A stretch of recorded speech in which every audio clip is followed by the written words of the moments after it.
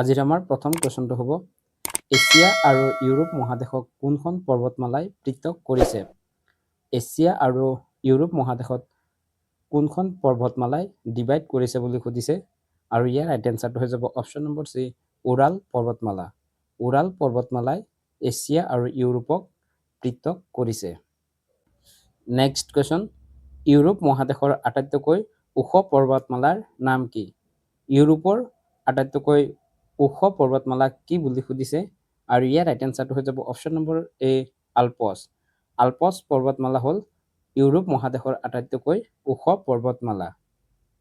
ইয়াতে যদি সোধে পৃথিৱীৰ আটাইতকৈ ওখ পৰ্বতমালা কোনখন তেতিয়াহ'লে হ'ব হিমালয়। হিমালয় হ'ল পৃথিৱীৰ আটাইতকৈ ওখ পৰ্বতমালা। নেক্সট কুৱেশ্যন পৃথিৱীৰ দ্বিতীয় বৃহৎ মহাদেশখনৰ নাম কি? পৃথিৱীৰ ছেকেণ্ড বৃহত্তম মহাদেশখনৰ নাম কি বুলি সুধিছে আৰু ইয়াৰ ৰাইট এনসাৰটো হৈ যাব অপশ্যন নম্বৰ এ আফ্ৰিকা। আফ্ৰিকা হ'ল পৃথিৱীৰ দ্বিতীয় বৃহৎ মহাদেশ। প্ৰথমখন যদি সোধে তেতিয়াহ'লে হ'ব এছিয়া। এছিয়া হ'ল পৃথিৱীৰ আটাইতকৈ ডাঙৰ মহাদেশ। নেক্সট কুৱেশ্যন কোনখন মহাদেশৰ মাজেৰে কৰ্কট ক্ৰান্তি, মকৰ ক্ৰান্তি আৰু বিষুৱ ৰেখা পাৰ হৈ গৈছে? পৃথিৱীৰ একমাত্ৰ মহাদেশ কোনখন যাৰ মাজেৰে কৰ্কট ক্ৰান্তি, মকৰ ক্ৰান্তি আৰু বিষুৱ ৰেখা পাৰ হৈ গৈছে বুলি সুধিছে আৰু ইয়াৰ ৰাইট এনসাৰটো হৈ যাব option number B Africa. Africa মহাদেশৰ মাজেৰে এই তিনিওডাল ৰেখা পাৰ হৈ গৈছে। নেক্সট কুৱেশ্যন সাহাৰা মৰুভূমি কোনখন মহাদেশত অৱস্থিত? সাহাৰা মৰুভূমি কোনখন মহাদেশত আছে বুলি সুধিছে আৰু ইয়াৰ ৰাইট এনসাৰটো হৈ যাব option number B Africa. Africa মহাদেশত পৃথিৱীৰ আটাইতকৈ বৃহৎ উষ্ণ মৰুভূমি সাহাৰা মৰুভূমি অৱস্থিত। নেক্সট কুৱেশ্যন আফ্ৰিকা আৰু এছিয়া মহাদেশক কোনটো খালে পৃথক কৰিছে? এছিয়া আৰু আফ্ৰিকা মহাদেশক কিহে পৃথক কৰিছে বুলি সুধিছে আৰু ইয়াৰ ৰাইট এনসাৰটো হৈ যাব অপশ্যন নম্বৰ বি সুৱেজ খাল। সুৱেজ খালে এছিয়া আৰু আফ্ৰিকা মহাদেশক পৃথক কৰিছে। নেক্সট কুৱেশ্যন আফ্ৰিকা আৰু ইউৰোপ মহাদেশক কোনটো প্ৰণালীয়ে পৃথক কৰিছে? আফ্ৰিকা আৰু ইউৰোপ মহাদেশক কোনটো প্ৰণালীয়ে পৃথক কৰে বুলি সুধিছে আৰু ইয়াৰ ৰাইট এনসাৰটো হৈ যাব অপশ্যন নম্বৰ বি জিব্ৰাল্টাৰ প্ৰণালী। জিব্ৰাল্টাৰ প্ৰণালীয়ে আফ্ৰিকা আৰু ইউৰোপ মহাদেশক পৃথক কৰিছে। নেক্সট কুৱেশ্যন পৃথিৱীৰ আটাইতকৈ ডাঙৰ মহাসাগৰখনৰ নাম কি? পৃথিৱীৰ আটাইতকৈ ডাঙৰ মহাসাগৰখনৰ নাম কি বুলি সুধিছে আৰু ইয়াৰ ৰাইট এনসাৰটো হৈ যাব অপশ্যন নম্বৰ চি প্ৰশান্ত মহাসাগৰ। প্ৰশান্ত মহাসাগৰ হ'ল পৃথিৱীৰ আটাইতকৈ ডাঙৰ মহাসাগৰ। নেক্সট কুৱেশ্যন পৃথিৱীৰ তৃতীয় বৃহৎ মহাদেশখনৰ নাম কি? পৃথিৱীৰ থাৰ্ড বৃহৎ মহাদেশখনৰ নাম কি বুলি সুধিছে আৰু ইয়াৰ ৰাইট এনসাৰটো হৈ যাব অপশ্যন নম্বৰ চি উত্তৰ আমেৰিকা।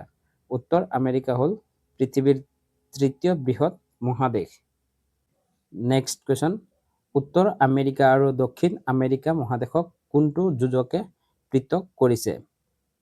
উত্তৰ আমেৰিকা আৰু দক্ষিণ আমেৰিকা মহাদেশ দুখনক কোনটো যোজকে পৃথক কৰিছে বুলি সুধিছে আৰু ইয়াৰ ৰাইট এনসাৰটো হৈ যাব option number B Panama যোজক।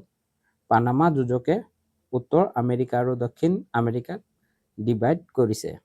Next question ৰকি পৰ্বতমালা কোনখন মহাদেশত আছে?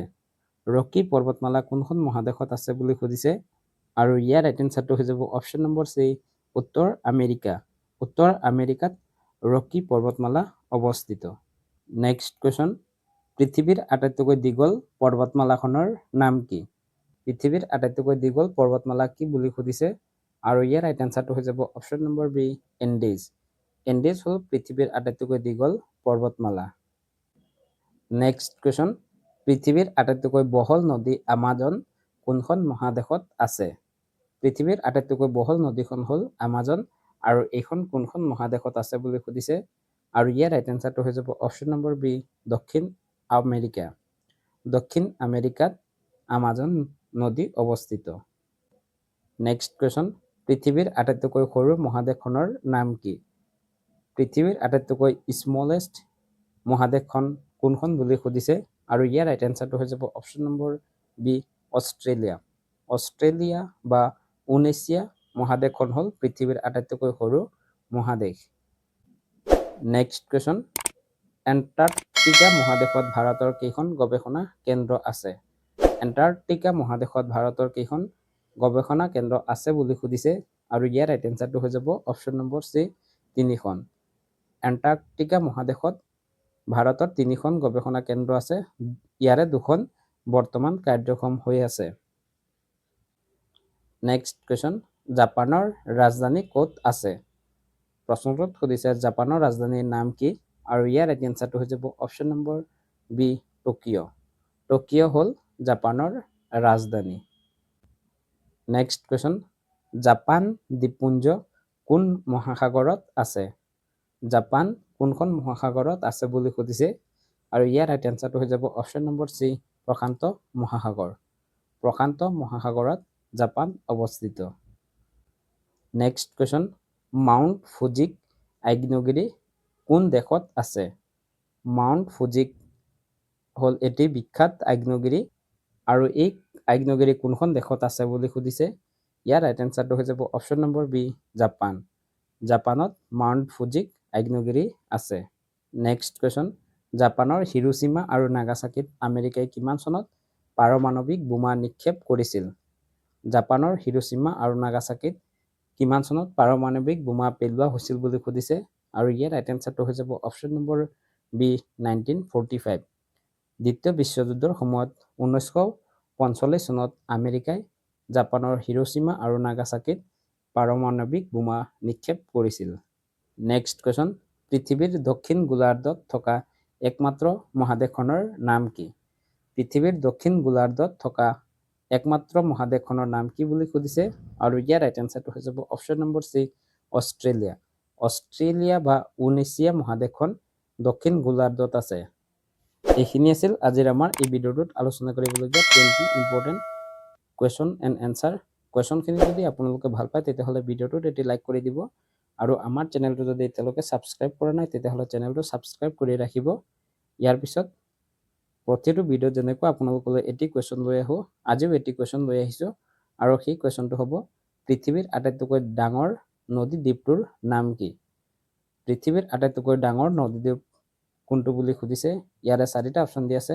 অপশ্যনখিনিৰ ভিতৰত আপোনালোকে ৰাইট এনচাৰটো কমেণ্টত জনাওক আৰু নহ'লে ইয়াৰ এনচাৰটো আমি ডেছক্ৰিপশ্যনত দি দিম, তাৰ পৰা গৈও ইয়াৰ এনচাৰটো আপোনালোকে জানি ল'ব পাৰিব। যদি ভিডিঅ'টো চাই ভাল পাইছে তেতিয়াহ'লে ভিডিঅ'টোত এটি লাইক কৰি চেনেলটো ছাবস্ক্ৰাইব কৰি যাবলৈ নাপাহৰিব। ভিডিঅ'টো শেষলৈ চোৱাৰ বাবে ধন্যবাদ। জয় আই অসম।